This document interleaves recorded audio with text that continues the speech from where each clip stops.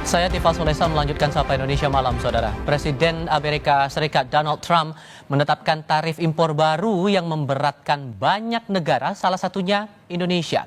Dan kini kita harus menanggung tarif resiprokal sebesar 32%, ditambah basis tarif 10% untuk melakukan ekspor ke Amerika Serikat.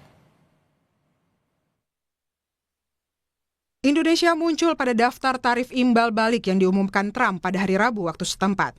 Trump bilang Indonesia menggetok tarif 64% untuk barang-barang dari Amerika. Amerika mengklaim cukup berbaik hati dengan memberikan diskon setengah harga menjadi 32% terhadap barang-barang Indonesia yang dijual di Amerika Serikat. Trump berkata, Amerika Serikat akan menggunakan uang yang dihasilkan dari tarif untuk mengurangi pajak dan membayar hutang nasional. In a few moments, I will sign a historic executive order instituting reciprocal tariffs on countries throughout the world. Reciprocal, that means they do it to us and we do it to them. Very simple, can't get any simpler than that. We will supercharge our domestic industrial base. We will pry open foreign markets and break down foreign trade barriers. And ultimately, more production at home will mean stronger competition and lower prices for consumers. This will be indeed the golden age of America. It's coming back. We're going to come back very strongly. Dewan Ekonomi Nasional mengakui dampak kenaikan tarif 32% yang ditetapkan Presiden Trump terhadap Indonesia akan lebih berat jika dibandingkan saat periode pertama menjabat. Chatib Basri menyatakan dampak kebijakan kenaikan tarif dagang Amerika Serikat akan memengaruhi penurunan jumlah ekspor barang dari Indonesia. Hal ini akan berujung pada penurunan jumlah produksi hingga bisa memicu pemutusan hubungan kerja terhadap pekerja di sektor industri. Menurut Chatib, sejumlah produk Indonesia memiliki pangsa yang cukup besar di Amerika Serikat. Di antaranya adalah tekstil, produk tekstil, dan alas kaki. Masuk untuk kasus spesifik Indonesia. Ada beberapa produk yang pasar di Amerikanya sangat besar, yaitu adalah tekstil dan produk tekstil, kemudian alas kaki, udang, dan beberapa produk lainnya. Dan di dalam hal ini, Amerika menerapkan yang namanya reciprocal tariff, di mana ditetapkan 32% total, akan cukup signifikan untuk Indonesia. Yang harus diantisipasi adalah jika ekspor kita menurun, maka perusahaan-perusahaan yang berorientasi ekspor ke Amerika itu terpaksa mengurangi produksinya. Kalau dia mengurangi produksinya, maka implikasinya adalah permintaan terhadap tenaga kerjanya akan menurun. Sehingga risiko dari PHK-nya itu akan meningkat. Menanggapi penetapan tarif impor baru Amerika Serikat yang akan dimulai pada 9 April mendatang, pemerintah melalui keterangan tertulisnya menyatakan telah menentukan 3 gebrakan. Adapun 3 gebrakan yang diambil pemerintah diantaranya adalah yang pertama, memperluas mitra dagang Indonesia. Presiden Prabowo telah mengajukan keanggotaan Indonesia dalam BRICS, yakni kelompok ekonomi yang mencakup 40% perdagangan global. Yang kedua, mempercepat hilirisasi sumber daya alam yang selama ini seringkali diekspor dalam bentuk bahan mentah. Dan yang ketiga, memperkuat resiliensi konsumsi dalam negeri. Sementara Kementerian Koordinator Bidang Perekonomian dalam siaran persnya juga menyatakan Indonesia telah menyiapkan sejumlah langkah strategis dan akan terus berkomunikasi intensif dengan Amerika Serikat. Dalam keterangan tertulis dari Kemenko Perekonomian, dikatakan pemerintah Indonesia akan segera menghitung dampak pengenaan tarif Amerika terhadap sejumlah sektor secara keseluruhan. Pemerintah juga akan melakukan komunikasi dengan pemerintah Amerika Serikat, termasuk mengirimkan delegasi tingkat tinggi ke Washington DC untuk melakukan negosiasi langsung dengan pemerintah Amerika Serikat. Kini, setiap negara harus berjuang masing-masing untuk bisa menyelamatkan industri dan kehidupan masyarakat akibat dampak kenaikan tarif Amerika Serikat. Salah satu langkah yang perlu diantisipasi adalah peningkatan jumlah PHK yang dikhawatirkan akan terjadi kembali pasca pengumuman tarif Donald Trump. Tim Liputan, Kompas TV. Lalu sebesar apa dampak tarif Trump ini terhadap pekerja industri di negara kita? Kami akan bahas hal ini bersama ekonom senior Derajat Wibowo dan anggota Komisi 11 DPR RI dari fraksi Partai Gerindra Wihadi Wianto. Selamat malam semuanya, apa kabar dengan Tifal di studio? Selamat malam, Mas Tifal, apa kabar? Kabar baik, insya Allah. Terima kasih semuanya sudah mau bergabung bersama kami kali ini. Yang dinanti publik sebetulnya yang sekarang ditunggu, karena kemarin sempat delay karena masih harus koordinasi, adalah pengumuman kebijakan dan sikap dari pemerintah. Sejauh koordinasi dan komunikasi antara Komisi 11 dengan pemerintah, Mas Wihadi, sesungguhnya hal apa yang masih dihitung-hitung, dikalkulasi pemerintah sehingga masih belum mengumumkan sikap sampai detik ini setidaknya? Jadi begini, ini kan pengumuman kenaikan tarif ini kan posisinya kan memang sedang libur ya, libur Lebaran, dan hari Selasa ini baru aktif.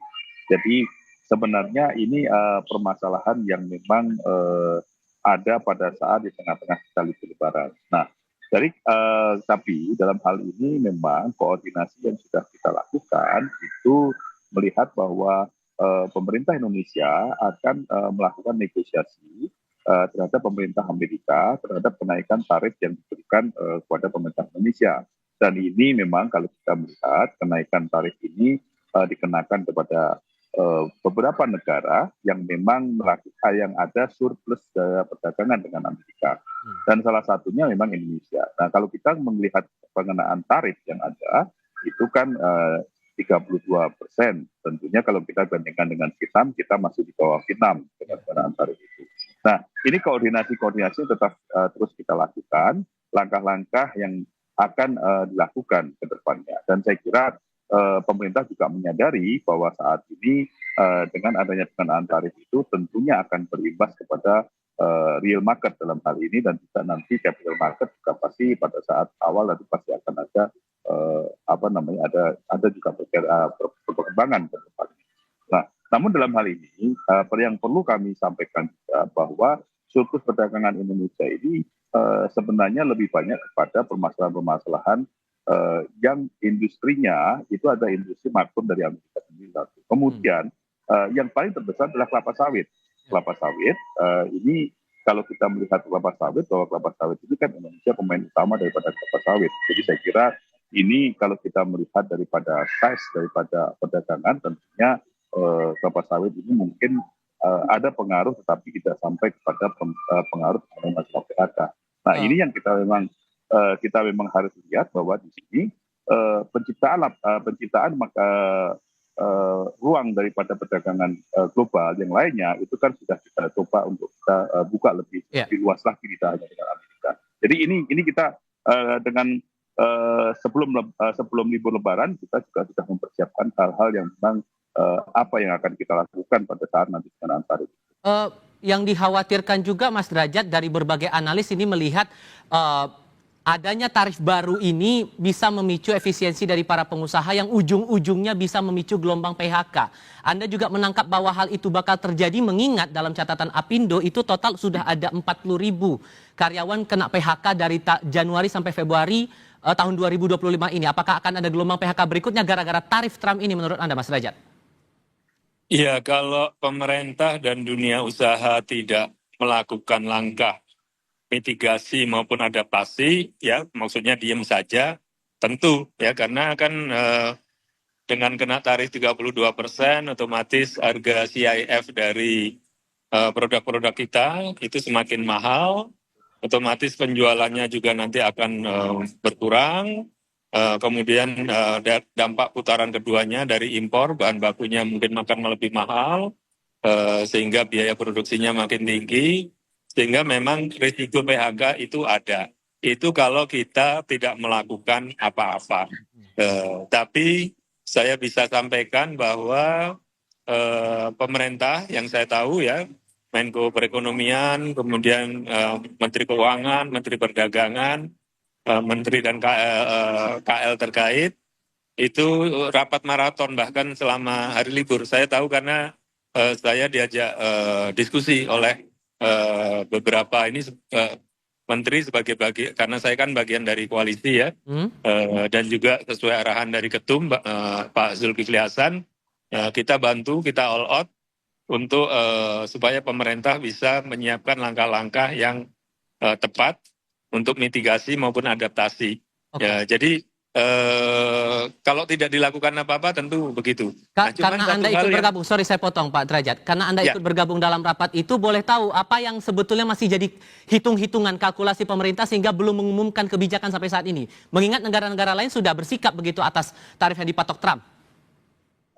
saya tidak ikut di dalam rapatnya, tapi saya ikut membantu menyiapkan berbagai berbagai pointersnya. Sebentar. Nah, jadi sekarang kita sedang menyisir per pelaku usaha, per sektor itu berapa terkenanya. Yang ekspor ke Amerika itu kan ada mesin dan peralatan mesin. Kemudian ada pakaian, aksesoris, lalu alas kaki ya, sepatu. Kemudian juga ada karet dan produk turunannya. Kemudian ada minyak sawit dan lemak nabati lainnya ya. Jadi semua sudah diidentifikasikan. Nah, nanti satu persatu itu akan dicek pengaruhnya seberapa. Nah, kemudian pemerintah akan mencari kira-kira langkah efisiensi biaya produksi apa yang bisa dilakukan. Baik. Jadi kalau kena tarif 32%, artinya kan harga bakal naik 32%. Kalau kita bisa melakukan efisiensi biaya, misalkan sampai, ya idealnya sampai 32% ya, tapi katakanlah sampai 15%, itu sangat menolong. Nah, itu beberapa prosedur-prosedur yang perizinan itu mungkin bisa dipangkas sehingga mengurangi biaya produksi, kemudian juga kemudahan-kemudahan birokrasi akan diberikan supaya para pelaku usaha ini biaya produksinya semakin efisien tanpa harus mengurangi tenaga kerja. Jadi sedang dilakukan itu. Ditambah lagi dari kantor komunikasi kepresidenan Mas Wihadi itu sudah menyebutkan ada 3 gebrakan yang sudah disiapkan oleh Pak Prabowo menyikapi tarif yang sudah disampaikan oleh Presiden Trump ini. Pertama, memperluas mitra dagang, salah satu wujudnya lewat bergabung dengan BRICS. Kemudian percepatan hilirisasi SDA, salah satu wujudnya dengan kita membentuk Danantara. Dan yang ketiga, memperkuat resiliensi konsumsi dalam negeri, salah satunya lewat program makan bergizi gratis. Kalau dalam konteksnya mencegah muncul gelombang PHK gara-gara tarif Trump ini, mana yang menurut Anda bisa lebih cepat dieksekusi untuk bisa menekan potensi gelombang PHK itu? Ya, saya kira begini, program-program itu kan memang program-program yang masuk dalam program kuliahnya Pak Prabowo, dan salah satunya memang ini adalah yang kita dorong ada hilirisasi. Makanya saya katakan tadi bahwa kalau kita bicara mengenai masalah sawit ini kan punya kontribusi yang besar. Nah, hilirisasi sawit ini kan memang sedang kita lakukan, dan ini adalah merupakan salah satu hal yang bisa memitigasi mengenai masalah hilirisasi dan mitigasi daripada pengenaan tarif yang tertentu.